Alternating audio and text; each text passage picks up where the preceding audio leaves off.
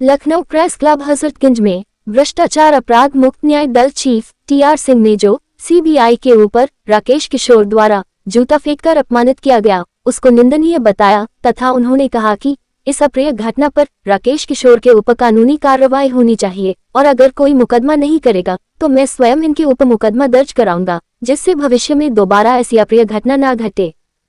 आज किस संस्था के अंतर्गत आपको कार्य चल रहा है, क्या कहना चाहते हैं? मैं भारतवर्ष के उत्तर प्रदेश के राजधानी लखनऊ में प्रेस क्लब में विराजमान हूँ। हमारा पूरा परिचय है।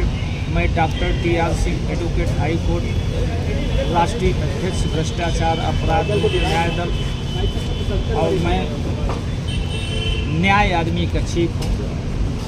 आज बड़ा ही सौभाग्य का दिन है।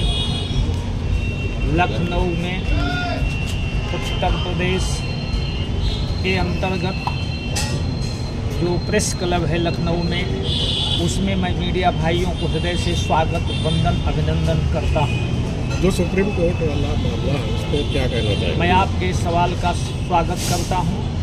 पूरे भारतवर्ष में ही नहीं पूरे विश्व में आज भारतवर्ष के सीजीआई के ऊपर राकेश किशोर नाम के एक सीनियर अधिवक्ता द्वारा दुर्भावना से, कुंठित भावना से, गलत सोच से जो जूता फेंक करके अपमानित किया गया, ये बहुत ही निंदनीय है, बहुत ही घृणित है। और मैं ये कहना चाहता हूँ 1971 के जो एक्ट है, किसी भी जज को अपमानित करने पर कंटेम्प्ट होता है। कंटेम्प्ट के अंतर्गत मैं सुप्रीम कोर्ट के सीजीआई से मांग करता हूँ, पूरे भारतवर्ष की 140 करोड़ जनता की तरफ से मैं डॉक्टर टीआर सिंह मांग करता हूँ, उस गंदे वकील, नालायक वकील, निकम्बा वकील, देश और समाज के दुश्मनों का वकील के ऊपर एफआई करके तत्काल कस्टडी में ले लिया जाए। नहीं तो मैं भारतवर्ष के यशस्वी प्रधानमंत्री, यशस्वी गृह मंत्री आप संभाल नहीं पाएंगे। ये उस कालखंड का भारत नहीं है, इस कालखंड का भारत है। अब आप दलितों को, पिछड़ी जातियों को, वंचितों को, दीन दुखियों को अपमानित नहीं कर सकते हैं। अगर आप एफआईआर का आदेश नहीं देते हैं तो मैं भ्रष्टाचार अपराध मुक्त न्याय दल की तरफ से, न्याय आर्मी की तरफ से मैं जूता का माला तो नहीं पहना सकता हूं, लेकिन अपनी कलम से सर कलम करने की क्षमता रखता हूं। हमारे सीजीआई का अपमान नहीं सहा जाएगा।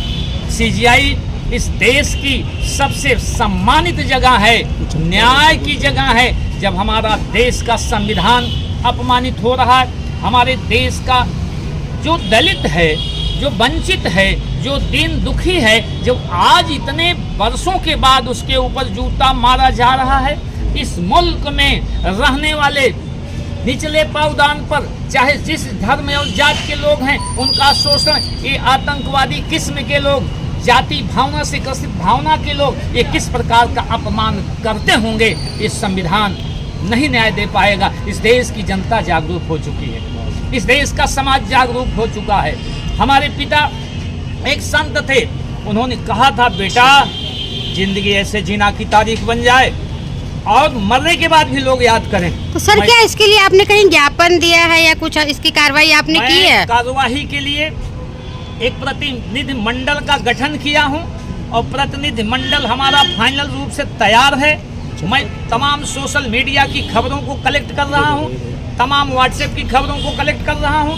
कलेक्ट करने के बाद अगर इस देश का कोई भी नागरिक उसके ऊपर एफआईआर नहीं करेगा तो मैं आज प्रेस क्लब से मीडिया के सामने ऐलान करता हूं कि मैं एफआईआर करके उसको जेल की सलाखों में डाले बिना मुझे चैन नहीं रहेगा।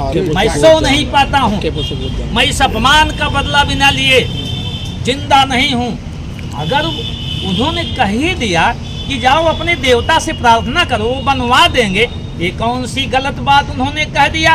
क्योंकि आप अंधविश्वास को पाल के रखे हो, अंधविश्वास के आधार पर आप समाज को मूर्ख बनाते हो, लेकिन इसका मतलब ये नहीं है कि आप जूता मारेंगे और पूरे समाज के लोगों को नीचा दिखाएंगे। सीजीआई साहब, आप तो प्रोटोकॉल में रहते हैं, सीजीआई साहब आप तो पुलिस मिलती है, लेकिन जो समाज के लोग हैं उनको कोई सुरक्षा नहीं है। जब तक इस मुलजिम को, इस गलत व्यक्ति को आप जेल नहीं भेजेंगे, तब तक समाज आपसे सवाल करता रहेगा। मैं आपके सवालों का स्वागत करते हुए उत्तर प्रदेश की राजधानी में खड़ा हूँ। उत्तर प्रदेश के हमारे यशस्वी मुख्यमंत्री Yogi Adityanath ji corruption crime zero tolerance की नीति चला रहे हैं। निश्चित रूप से मैं उनकी नीति का समर्थन करता हूं। अभी हाल में ही जो रायबरेली की घटना हुई है, उस घटना में मैंने कप्तान साहब से बात किया और कप्तान साहब ने कहा कि वकील साहब 9 मुलजिम को गिरफ्तार किए हैं, 15 चिन्हित हैं। मैंने कहा जो चिन्हित हैं निर्दोषों को जेल मत भेजना, नहीं तो हमारी कलम चल जाएगी। मैं इन शब्दों के साथ अपनी वाणी भी विराम देता हूँ। जय न्याय, जय भारत, जय संविधान। आप लोगों को